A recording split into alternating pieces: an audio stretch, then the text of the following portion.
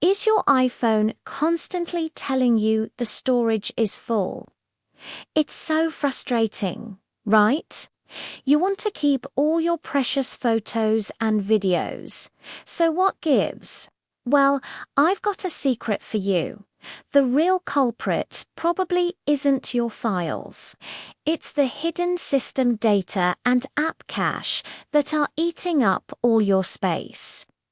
Here's a super quick fix.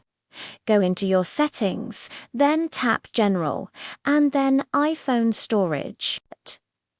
Let it load for a moment, and you'll see a list of all your apps sorted by how much space they're using. You might be shocked to see some apps taking up gigabytes of data. For many of these, you can safely offload the app or clear its cache without deleting anything important. In just a few minutes, you can free up a ton of space. It's that easy. Try it out and let me know how much space you saved. For more tips like this, make sure to subscribe.